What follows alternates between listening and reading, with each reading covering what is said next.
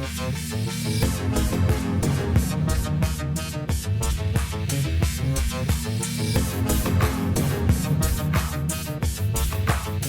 Sciforror Film Podcast.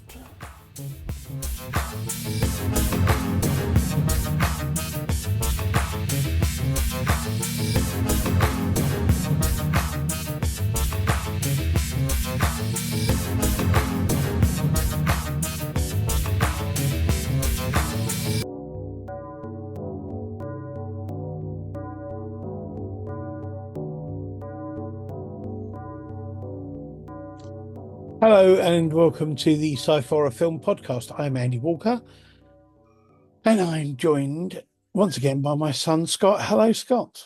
Hello, dear. Hello. How are you? Yeah, not bad. Good. Getting by. How are you? Yeah, not bad. Bit tired, but you know, things are things and things. Amongst other things, one of the other things I did, amongst other things, was I went into Romford and had my brains blown out. Yes. That sounds fucking weird for anyone that doesn't know, but yes, no, I see your thing about that. How did that go? How was the experience? It was a very interesting experience actually. It's part of a new film, an anthology film being made by people who the people who made the video shop Tales of Horror, video shop Oh, yes, Akira.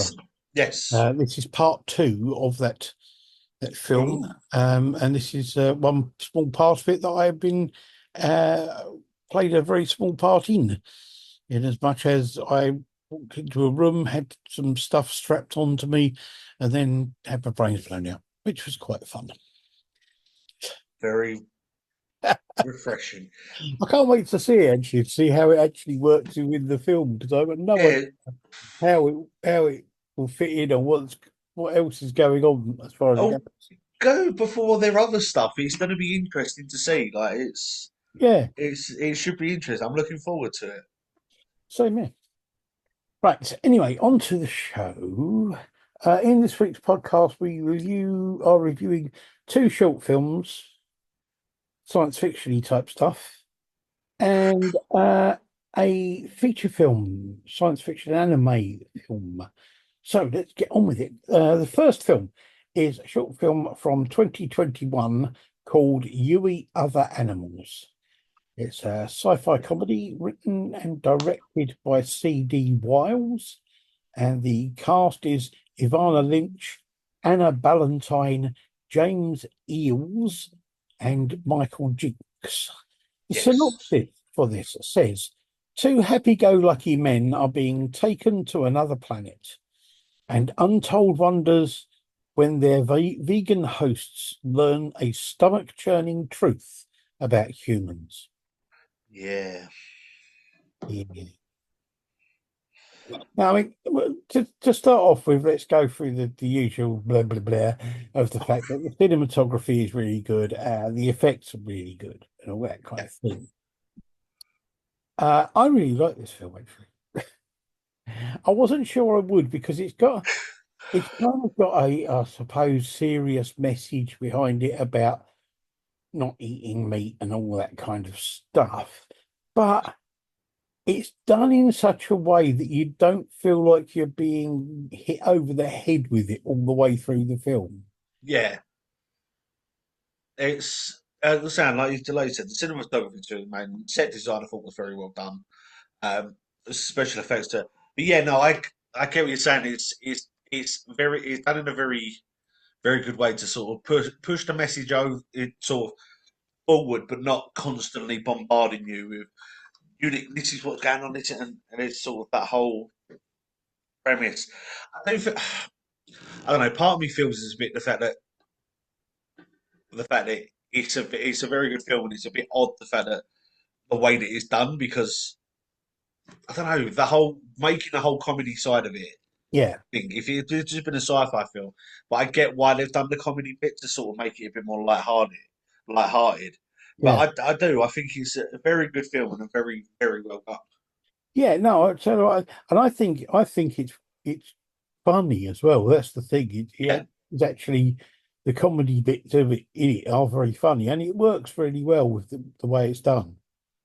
Um, I, I think it's not the main like it's not. I suppose it's not like making jokes. It's the comments, the sort of one-liners that you that are natural. yeah, yeah, definitely. And yeah, no, I think it works really well. I think it's a good comedy sci-fi film, but it's got kind of like a secret message. It's not a secret message, a serious message kind of in the Yeah, background to it. But as I say, it's done in a good way. You don't feel like you be that like somebody's having a go at you. yeah. You know, just which I think is good. I think it works really well for that. Okay, the second short film, which is slightly longer. This is from 2021. This is called This Time Away. It's on Passion Pictures and Full Flood Films. It's on the Dust channel as well. The writer and director of this is where are we? Magali Barbie. And the cast for this is Ella B. Stewart and Timothy Spall, who I'm Yes. sure everyone will know. The synopsis for this is Nigel is an elderly man living as a recluse, haunted by his past and memory of the family he once had, until an unexpected visitor arrives and disrupts his routine. Yeah. So, what do you think? I see. I'm always a bit dubious when it comes to stuff that's on the Dust website and stuff like that because it's normally stuff that's had a lot of well, not a lot of money, but had money sort of pushed upon it, and Yeah, it's yeah, there yeah, have been a couple that we've watched that have been a bit too. It's been obvious where the money's gone, but yeah, I genuinely like this. I think it's such a light-hearted film. The sort of it's got that sci-fi aspect in it of what's gone on, but again, it's not pushed upon you. It's not forced upon you. It's I say subtle, but it's not. It is and it's not because obviously it's a little android robot, but it's not like everywhere. yeah, It's not all over the places, and it's about that connection and having that sort of that connection and just having someone to talk to. yeah, And I genuinely like this film. I think that the fact that Timothy Spall's in it as well, I think he's an amazing actor. But yeah. it's just and that sort of tone that he's got with the way that he speaks, with a lot of it helps. And I think this is such a sort of nice film to watch because as I saying, it's got that sort of message. Just having someone to talk to can change the way that you see things. Yeah, no, I agree. I think it's an excellent film. I mean, it's really well made. The acting is excellent, but Yeah, then you kind of would expect that because, as you say, I think Timothy Spall is a brilliant actor, and I think he's very underrated. Actually, there you go. The effects are really good as well. The actual robot and the way the way that's done. yeah, It's a great idea as well. I mean, see, I've always liked science fiction stuff that can mix the kind of hard sci-fi of like robots and things like that with the kind of humanity of like sort of relationships and that kind of thing. I yeah, think that kind of brings sci-fi, it makes it part of a normal world rather yeah. than just being sort of like there for the sake of it. Yeah, no, I agree. It's to make it that sort of, it's almost that sort of plausible feeling. To have it instead of it being like other ones where like, they're off in space and there's all this going on. You're like, yeah, okay, maybe a little bit far fetched. But when you've got ones that are like they're down on Earth, you've got this little humble, little robot, little humble sort of origins to it and stuff going on. You sort of feel that whole, yeah, that could happen. Is Yeah, that nice little sort of warm feeling about it? yeah, yeah. And it is, it's about the relationship between him and the robot and him and his family and all that kind of thing. I just think it works really well as a film. Yeah. It's got a really good story and it works brilliantly. Yeah, I think it's great. And Tan, like you said, that Timothy Spall was an actor. I think, to be honest, I don't think it's just him though that makes this film. I think the fact it's a great story and a great idea behind it. But I don't know, his sort of demeanour. He's got that look of being pissed off at the world even when he's not. Yeah, Um, that sort of helps, and the fact that you can see the look on his face when he sort of that sort of warmth coming over him, you can sort of see, and I think it's so well done and such a great story. Absolutely. I agree. I think it's really good. Okay. On to our main feature film. The main feature film this episode is from 1988, and it is the anime feature Akira. We'll Uh, say I'm happy to say as well. This was actually on a bucket list of mine of uh, films to watch. So I'm glad that we got a chance to watch the director for this is Katsuhiro Otomo. I'm not going to go through the cast list because it. two reasons. One, because of the fact that the version we watched was dubbed into English, so the cast list would be Different. twice as long and it would be different thing. Um, so yes, the synopsis for the film is: on July 16th, 1988, an atom bomb vaporizes Tokyo. 31 years later, in 2019, Neo Tokyo has risen, a decrepit city filled with violence and desolation. The best friend of a biker gang is injured in an accident and taken to a top secret military base where he develops psychic powers that endanger the city. Yes. Now, I'm going to start off by saying that this is based on a manga or graphic novel Yes. thing. And this is an absolute classic of anime. This opened the doors. This was the first anime that really sold well in the West, and it opened the doors for all other animes that came after it. Yes. Um, the other thing about this is the fact that there is a bit right near the beginning where the bikers are chasing, the two bike gangs are chasing around each other in the city, and there is an iconic bike slide in it Yes. where they come to a stop by sliding the bike sideways to stop it. And that has been copied in hundreds of Yeah, different. I was going to say, there's no way of putting a number on how many times it's been copied in news and Absolutely. It's redone and everything. but It's the thing is the fact that even though I knew this is where it came from, and even though I know it's been copied loads of times and I've seen it done loads and loads of times, it still looks cool when they do it. yeah, it's. I'd say like I said, this is a bucket list film for me. I've always wanted to watch it and never had the chance to find because mainly Yeah, because of the fact I could never find it. But to actually be able to watch this and see, because a lot of animes a lot of animes and mangas they evolve obviously throughout the time has gone on. But to see this is sort of the first one of the first ones that sold really well and over yeah, here, and sort of one of the ones that sort of got the foot in the door for a lot of the others that have gone on. And it's amazing to see. And like you said, the sort of that scene of seeing the bike slide and sort of sitting there going, if it wasn't for the fact that done so well, it wouldn't have been in countless other films and countless other scenes and yeah, made people. I know there's actors that have made their sort of their action career from doing that slide, and if it wasn't in made that good in the done that well over here in the West, would that have happened still?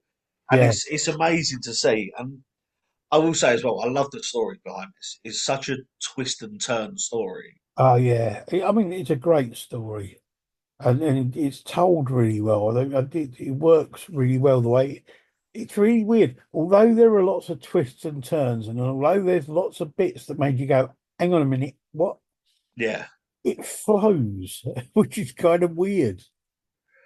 yeah. It's really weird the way that it sort of it's one of them things that sort of where it cuts. I suppose not cuts, but sort of it's telling the different lines of the story sort of to converge. You Yeah, sort of can get a bit lost in sort of what's going on. But I think it's done in such a way that when it does converge, you sort of everything then sort of falls into line. You then realise that, oh yeah, that's led up to this, and it's such a great storytelling. And the fact that, like I said, to adapt this from from a book, basically from a manga, to adapt it properly and to still have that flow Yeah. within it, even though it was animation, they've done it for like as long as they have, but still have that flow without there being any confusion in it. I I still think think it's such a great thing. I think I mean I mean one of the things that's got to be said is this is not a um it's an animated film, but it's not a kids' cartoon. No, Uh, there is quite a lot of violence in this. There is blood, there is destruction, there is death, weirdness, there is death. there's nudity. Yeah, Yeah, this. there is weirdness, there is all sorts of strange things going on. But it's done really well, and I think that the kind of the depiction of the authority figures and that sort of thing is really well done. Mm, And it's a strange thing because I was watching it, and the weirdest thing about it is the fact that I couldn't make my mind up who I thought was. There didn't seem to be any side that were like the good guys. no, I said it's one of the things I did love about it. As I said, there's no sort of with a lot of films, especially with animated films and say sort of modern day ones, old ones, there's normally a very different good side, bad side sort of thing. With Yeah, this, it's sort of everyone's interwoven and all over the place. You're like, part of you wants to root for certain people and then go, "Oh, you're a bit of a dick. I don't want to, don't really like, but you're part of that side, so I'm not too sure." But and it's sort of all over the place. But I think that's what makes it work so well. yeah, yeah. It is a really good film. It's I kind of I don't know what I was expecting from it because of there was a part of me that because it's sort of like a iconic anime, part of me was expecting not to like it because I kind of thought, oh, it's going to be a bit dated and it's really not going to be my kind of thing, and I just don't know. Yeah.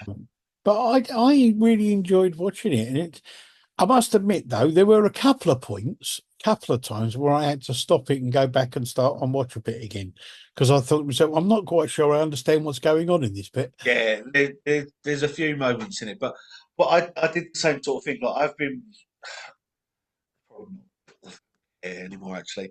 I've been watching anime for quite a while now, and Yeah, to go from sort of older ones to now to sort of what they look like now. The animation in it, I sort of feel sounds stupid, but I feel sort of dubious watching older animes because the anime style isn't as good because obviously the technology's gone on, the stuff that's gone on, and like how far they've come with it.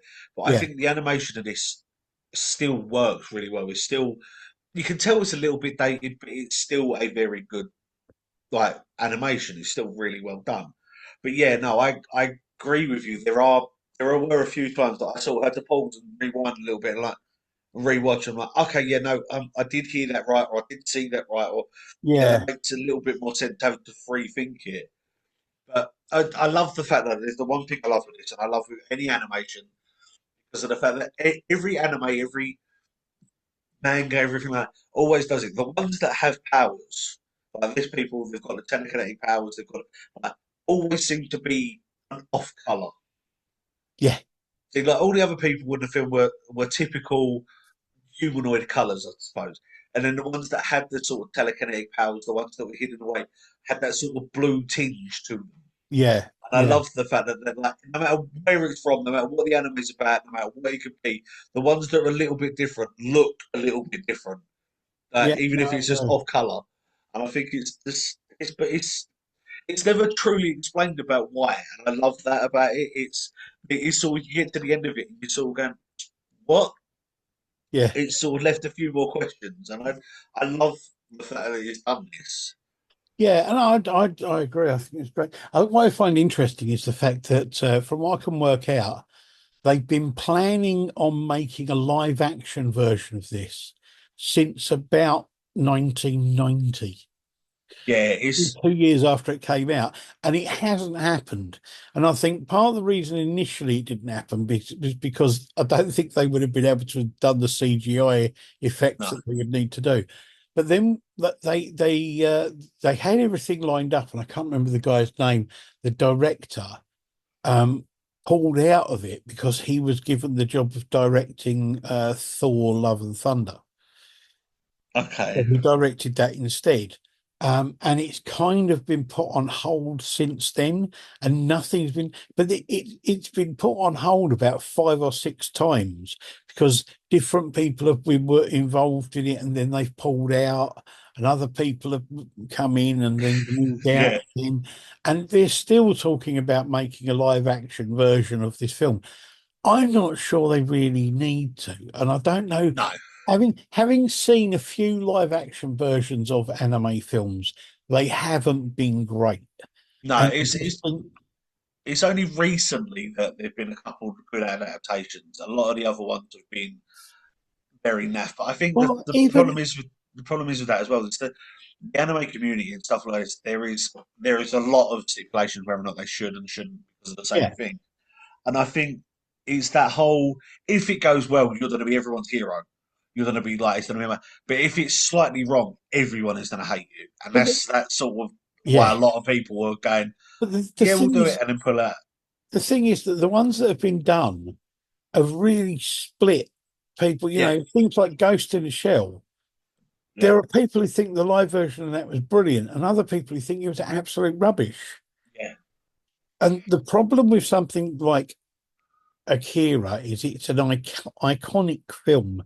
And as you say, if you do it wrong, if you make one mistake, people are just going to rip you apart for it yeah. because And it's that you I know. think I think as well that if for Akira, especially for Akira, like there's a few other animes and mangas and stuff like that that people have made live action from, and that's them. But I think Akira, apart from the fact that the film as an animation is 2 hours long, Yeah, to have that as a live action where it's probably going to take a bit more and have to do a lot more detail in, you're looking at possibly a 3 hour long film. and the thing is, to be honest with you, if you look at that film and you look at what goes on in that film, I would say a good 90% of the film will have to be CGI. Yeah, In which case, what's the point? Because it's just basically making another animated film. yeah. There's the only thing really I think that wouldn't be is the characters because you Yeah, think even the bike design. Okay, yeah, yes, you can have there are a lot of bikes now that you can build to look like that, but even the bike designs back then, or for now, you still have to either have one specially built or it have to be CGI'd. yeah. And And all of the other vehicles as well, basically, because yeah, you got these huge tanks and you got these big troop carrying helicopters, yeah. which there's nothing really like that around. Oh, it's just even like the sort of the rooms that they're in, the technology. Unless you're gonna, unless a lot of your budget is gonna go on set design or like location or anything like that, you're gonna it's gonna be a massive spend. And I don't think there's any real film company out there that's willing to put that risk. No, I don't sure I see the point in it. No, If 90% of it's going to be CGI, yeah, there's no point because it's just another animated film, yeah, basically. And the other I, thing is the fact that it's there are lots of other manga stories which haven't been done either as animations or anything else. Why not pick a new story? Why not do yeah, something new? exactly. And I think as well was the fact that it's because of the fact that people the way that people look at it is the fact that they've got a fan base, and I'm like, and I get that, but then, like you said before, like the Ghost of the Shell, there's other things as well. That when you sit there and you go a community or a fan base community and go, we're going to make a live action. I'm saying you're either going to make it brilliant and everyone's going to love you, or Yeah, you're going to split it and they're going to hate you for it because of the fact that it's not done the way that they wanted it to, or it didn't look right to them, and it's whether or not you're going to run that risk. And I think that this film is perfect the way it is. It doesn't yeah, need a live action. It doesn't need. I will say, and the one thing I love about mangas and Japanese animation is the fact that you can definitely can tell more where the inspiration came from, especially when it comes to vehicles. right. because if you look at mainly the big influence of this, a big part of it is their bikes. Right. If they've got a Western origin or Western inspiration, the bikes look more like Harleys, look more like sort of crews and stuff like the people that they were fighting Yeah. at the beginning. And then if it's more of an Eastern origin, they look more like the kids' bikes. They look more like sort of the sports ones, the Tron looking bike. And Yeah. I love the fact that they mixed that into this film. That sort of that mix of the fact that because of the what had happened, there was that mix of authority figures and everything from all around the world coming to this place. And they show that in the vehicles, and I love the Yeah. fact that they've done these in it. And I don't think they need to change it. No, no, I agree. I don't see the point of doing a live action version. They're still talking about it. And they'll probably still be talking about it for another 10 years. Yeah, well, judging by how long this has taken already, yeah. So there you go. We had I forgot what the films are called. You eat other animals. You Ever Animals, which we liked, good bit of comedy sci-fi. Um, the other next one was called. I put my book away. Don't It do was this time called. away. Yeah, I've got something Uh, here. with Terry, well, which we both really liked, and then of course the classic anime Akira, which we both really liked, and we both don't think they should bother making a live action remake of. To be There. honest, I don't. Even if they think about reanimating it, I don't think they should. It is Yeah. perfect the way it is. We have got the possibility of a special thing coming up. I've been contacted by a group of people who are making an anthology film, or as they used to call it back in my day when I was younger, a portmanteau film. But nowadays, most people don't know what portmanteau means, so they call them anthology films. Um, anyway, uh, Side they're, rant there.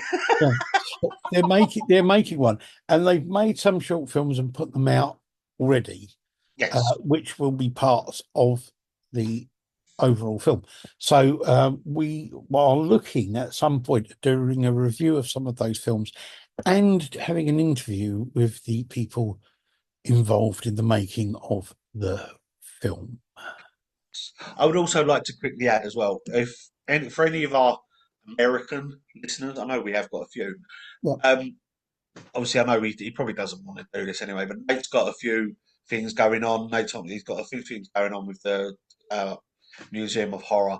He's also, which I'm looking forward to, got another film that he's doing soon, Yes. which I'm looking forward to. But if anyone in the area has got any, even if you've just got a day to spare, go and check out his museum.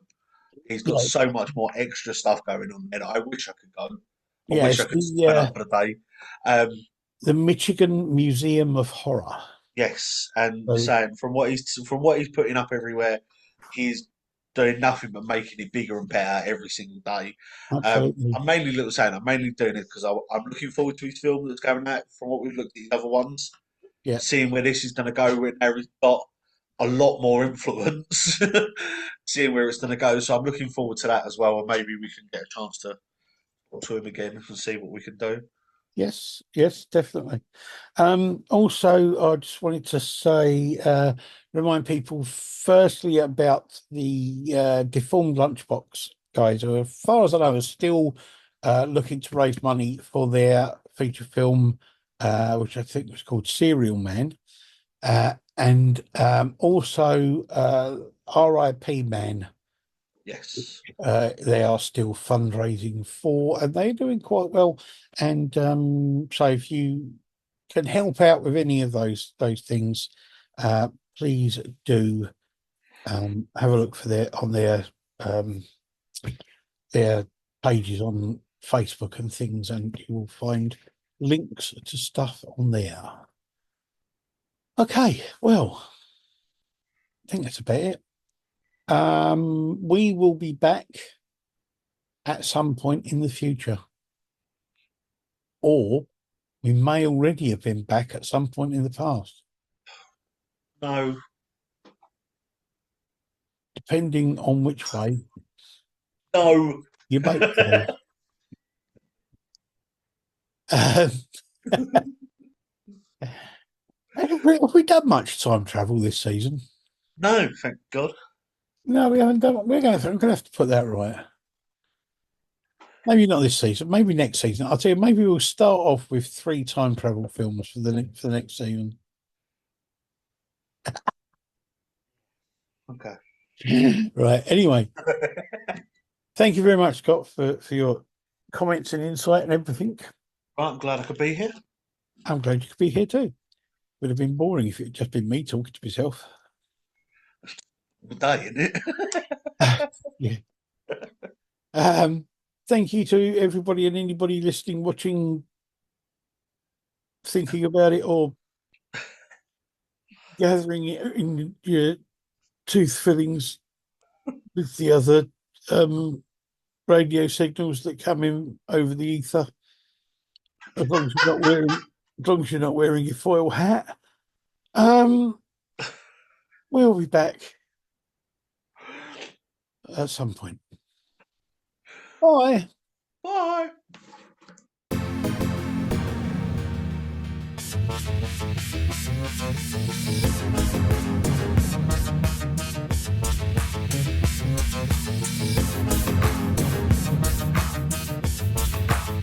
The Sciforror Film Podcast.